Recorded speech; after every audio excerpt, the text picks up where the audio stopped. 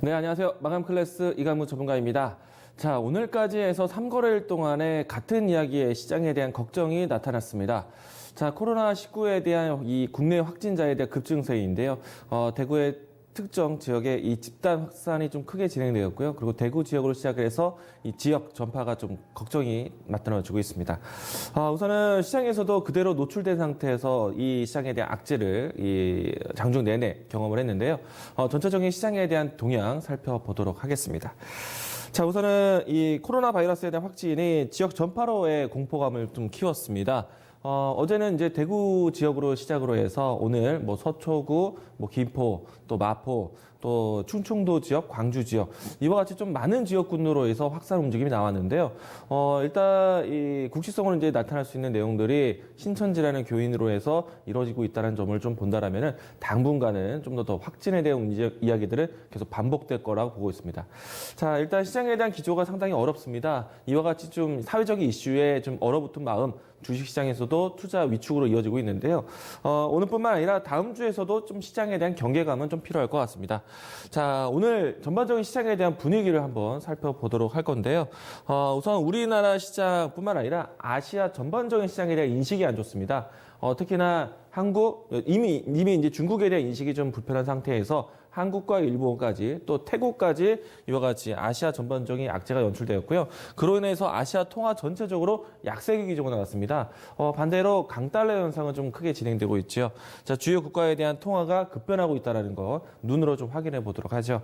자, 우선 HTS 보도록 하겠는데요. 지수 상태를 보시게 되면은 오늘 코스피, 코스닥 양 지수가 단기적인 22이동평균선을 이탈하는 모습이 연출됐습니다.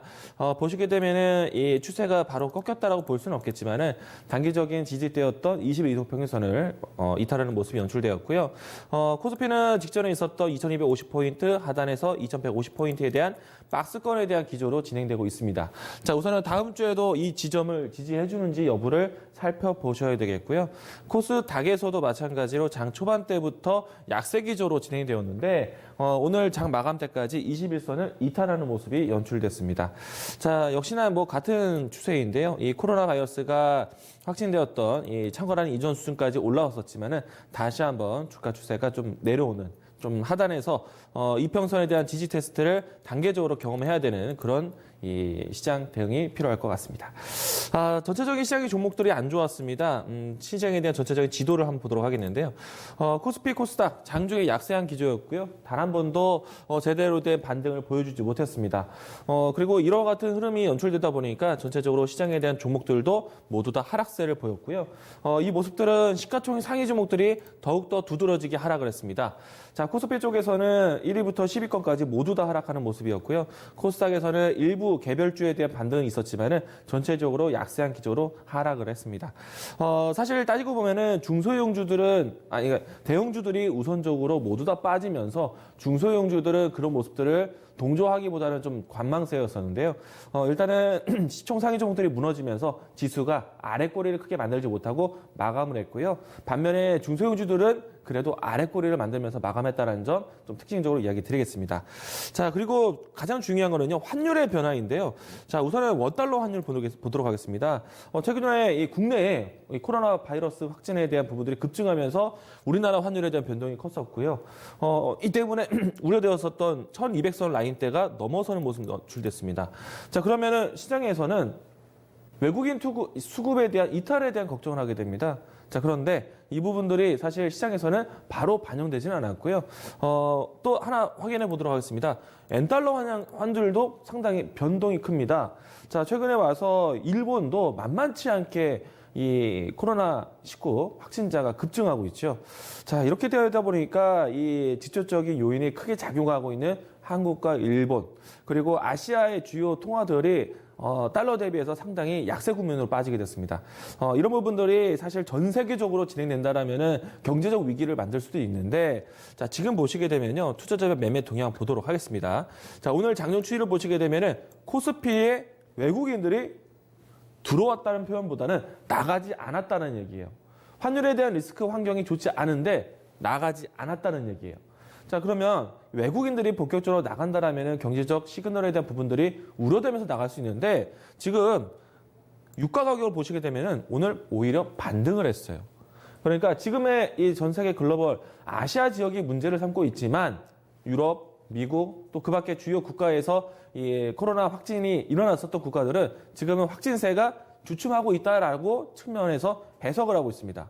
사실 우리나라 같은 경우에는 이 대구 지역의 특정 지역에 집단 확진이 일어나면서 급격한 급증세를 보였고요. 또 일본 같은 경우에는 이 크루즈선에 대한 특정 지역 안에서 확진자가 늘어난 겁니다. 그렇기 때문에 이 부분들은 국내 시장이 분명히 악재인데 글로벌 시장에서는 아직까지는 일단 시장에 대한 경계 정도. 그러니까 오늘과 같은 확진에 대한 공포심이 경제적 위기로 다가오는 때는 아니다. 자, 그러면 유가는 왜 반등했느냐? 수요가 부족했을 이제 공급에 대한 차질이 생기는데 그만큼 심리가 불안해서 수요까지 줄어들면 걱정이 되겠죠. 그런데 그 부분들이 해소가 되고 있다는 얘기입니다. 수요는 고정적이고 공급에 대한 부분들은 다시 되돌아날 수 있다. 특히나 주요 국가의 통화 정책을 비롯해서 경기 부양 정책이 나온다라면은 이와 같이 유가 공급에 대한 부분들은 계속해서 수요 진행이 될 수 있다라는 측면으로 올라왔어요. 그러니까 글로벌 시장에서는 아직까지는 위기 시그널이 나오지는 않았다라는 겁니다. 자, 그래서 여기서 좀 더 보완할 수 있는 종목들을 좀 보셔야 되는데, 자, 그러면 시장에 대한 방어 의지는 어느 종목을 통해서 봐야 되느냐? 자, 오늘 장에서 좀 어느 정도 힌트를 주었습니다. 자, 시가총액 상위 종목들이 모두 다 하락을 했는데 삼성전자 보십시오. 양봉으로 연출해서 마감을 했어요. 물론 이제 장중에 하락에 대한 부분들이 연출되기도 했었는데 삼성전자 저가 매수세가 유입이 되면서 양봉 마감이 되었습니다. 장 초반 때 하락했던 위치는 다시 한번 좀 지켜주면서 오늘 일봉 상태에서 양봉 마감했고요. SK 하이닉스도 마찬가지입니다. 양봉 마감을 했어요. 자, 그럼 앞으로도 마찬가지가 될 겁니다. 지수에 대한 이 수급 유입을 외국인들이 들어올 수 있는 IT 종목들 그리고 시가총액 상위 안에서 이 삼성전자, SK 하이닉스에 대한 역할, 지수 방어 역할을 할 거예요. 그리고 지수에 대한 움직임들 다시 이끈다면은 IT 섹터들. 지금은 이 IT 섹터에 대한 공급, 그러니까 생산에 대한 차질이 중국에서 나오고 있는데 이런 내용들 때문에 원자재 가격에 대한 부분들 그리고 이 반도체 가격에 대한 부분들이 오히려 올라가고 있어요. 그래서 마진에 대한 개선율 나타나면서 시장이 오히려 호재가 되고 있습니다. 자, 이 부분들 좀 참고하시고요. 시장이 분명히 안 좋습니다. 투자 심리도 많이 위축됐어요. 그러면 떨어질 때, 빠질 때 어느 섹터에서 다시 한번 우리가 준비를 해야 되느냐? IT. 이 점 꼭 참고하시면 좋겠습니다. 자, 오늘 장의 특징적인 종목들도 하나씩 보도록 하겠는데 전반적으로 모두 다 빠졌어요. 그런데 오늘 이 코로나19 관련된 테마주들은 움직임이 컸었죠. 변동이 큽니다. 이미 이제 급등해서 출발을 했지만 장중에 음봉으로 깊게 빠지기도 하고요. 변동이 큽니다. 그런 안에서 또 새롭게 구축할 수 있는 종목들을 살펴보셔야 되는데, 자, 오늘 이 코로나19에 대한 확진의 급증세가 사실 이 대면하면서 치료를 할 수 있는 부분들보다 원격 진료를 할 수 있는 부분들을 일시적으로, 한시적으로 허용을 했습니다. 과거에는 이 의사협회와 의료법에 대한 이야기들로 해서 이 원격 진료에 대한 규제 완화가 상당히 어려웠었는데 이것을 기회로 해서 한시적인 허용이 나타냈고요. 앞으로 이런 내용들이 반복된다면 결국에는 원격 진료에 대한 부분들이 시장에서 규제 완화가 될 수 있다는 기대감으로 오늘 올라왔습니다. 유헬스케어 관련된 종목들이 움직였는데요. 그러면 어떤 종목들 좀 관심 있게 봐야 되는가? 자, 종목들 한번 보도록 하겠습니다. 자, 오늘 인성정보라든지 유헬스케어 관련된 종목들이 좀 상당히 강했었는데요. 자, 보시게 되면은 단기적인 급등세에 연출됐고 최근에 코로나 바이러스에 대한 수혜주 찾기의 관심에 이 종목도 편입됐다라고 보시면 되겠습니다. 자, 비트컴퓨터 대표적인 유헬스케어 종목이죠. 이 종목도 오늘 장중에 추세가 나타냈고요. 또 인피니트 헬스케어도 오늘 추세에 대한 거래량이 유입이 되었습니다. 이런 종목들을 함께 코로나 바이러스 이 시장 환경에서 개별적인 뉴스로 트레이딩 관점 재료로 보시면 되겠습니다. 자, 내일장에 대한 준비 넘어보도록 하겠는데요. 다음 주. 자, 일단 우리 시장 또 일본도 마찬가지 될 거고 좀 가까이 있는 아시아 증시들이 상당히 걱정은 되지만 글로벌 전체적으로 봤을 때는 이 코로나19에 대한 경계, 어떻게 보면은 그래도 좀 검역에 대한 부분들을 좀 보완하면서 시장 개선에 대한 부분들을 기대를 하고 있습니다. 자, 우선은 우리나라 시장에 대한 뉴스는 큽니다. 다음 주도 영향이 될 거라고 봅니다. 주말까지 이 지역 전파에 대한 공포감이 클 거예요. 월요일 날 반영이 클 겁니다. 자, 내용도 좀 보셔야 되겠고요. 자, 대신에 이 아시아 통화에 대한 약세가 어떻게 보면은 유가에 대한 안정세를 보이면서 강달러 현상, 아시아 통화만 문제되고 있기 때문에 안전선으로 따진다면은 금가 올라갔습니다. 근데 엔화도 변동이 따라가진 않았어요. 달라졌다는 얘기예요. 그래서 아시아 통화에 대한 부분들은 지금 일시적인 현상으로 보고요. 대신에 IMF에서 이야기했던 것처럼 주요 국가에 대한 통화 변동에 대한 내용들, 주요 국가에 대한 통화 변동에 대한 부분들을 강조했기 때문에 이 부분들이 좀 보완돼서 다음 주 자료로 보도록 하겠습니다. 자, 제가 준비한 자료 보도록 할게요. 넥스트 클래스 보도록 하겠는데요. IMF 코로나 국제협력 강조에 대한 부분들을 강조하고 있기 때문에 아시아 통화에 대한 변화라든지 그 경기 부양 정책에 대한 이야기들을 좀 더 강조하는 시기가 왔습니다. 그렇기 때문에 이런 부분들로 해서 이 유가 반등에 대한 모멘텀 또 이 미증시가 신고가를 갔던 이유들 부양 정책에 대한 구체화 뉴스들을 이제 하나씩 더 볼 수 있겠다. 자, 통화 정책에 대한 부분들도 좀 더 적극적으로 하자라고 공고사항이 나오고 있습니다. 그렇기 때문에 시장에 대한 기대감을 좀 방어하면서 보자라고 보시면 좋을 것 같고요. 물론 이제 한국 시장이 전체적으로 부정적입니다. 확진자가 급증하고 있어요. 이제는 지역 전파에 대한 공포감을 가지고 있기 때문에 증시 자체에 대한 힘은 없을 겁니다. 그래서 낙폭 과태되었던 지수 따라서 종목까지 떨어지고 있기 때문에 그러면 지수에 대한 직접적인 개별적인 악재가 아니라 시장에 대한 악재예요. 그러면은 오히려 그동안에 모멘텀을 삼고 있었던 모멘텀이 기대되는 종목들을 싸게 살 수 있는 기회입니다. 그러면 어떤 섹터로? IT 중심으로 저점 매수에 대한 기회로 시장 대응을 하자라고 이야기를 드리도록 하겠습니다. 자, 전반적으로 시장에 대한 공포감이 큽니다.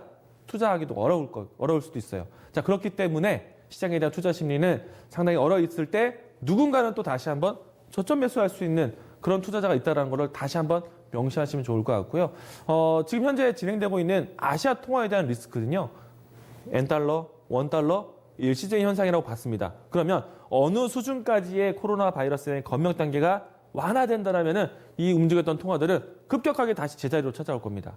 왜냐하면 원달러 같은 경우에는 1200선에 대한 부분들이 상당히 위험 포인트로 봤기 때문에 그 포인트를 다시 끌어내려올 겁니다. 그러면 시장에 대한 리스크 완화에 대한 부분들, 지표에 대한 완화 움직임이 나올 수 있기 때문에 시장에 대한 투자 심리를 다시 바꿔줄 겁니다. 물론 그 부분들은 개인 투자자가 먼저 이끌고 갈 수 없어요. 메인 수급들이 바뀔 겁니다. 지금 외국인이 떠나지 않았습니다. 외국인들이 한 번 더 크게 받아 올리는 때가 시장의 전환점이 빠르게 나오는 때이기 때문에 그 포인트에서는 개인 투자자분들, 지금 방송 보고 계신 분들은 그 포인트를 오히려 기다리셔야 돼요. 제가 항상 강조드리는 시장의 위기가 종목의 기회, 지수 동목 안에서 떨어졌던 종목들의 저가 매수의 기회, 이렇게 준비를 하셔야 됩니다. 마냥 시장을 떠나는 장이 아니란 말이에요. 경제 지표에 대한 부분들이 깨지는 장이 아니라 일시적인 악재, 단기적인 악재에 리스크를 크게 받고 있기 때문에 흔히 말해서 낙폭 과대된 부분들에 대한 저가 매수세 준비하자. 이번 주는 참 힘들었겠지만 다음 주는 다시 한번 의지를 살려서 저가 매수에 대한 누군가는 산다라는 마음 갖고 이 부분들로 좀 주말을 준비하시면 좋을 것 같습니다. 자, 오늘 마감 클래스 이렇게 정리하겠습니다.